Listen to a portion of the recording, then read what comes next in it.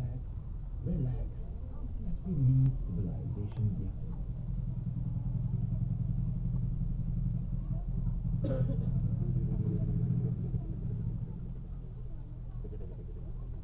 If you're lucky, you may come across our herd of white rhinoceroses. This is the largest rhino species, but despite its size, it is very sharp.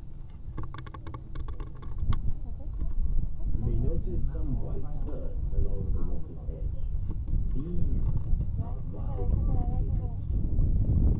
They're not part of our collection, but they make this place a home. Many of them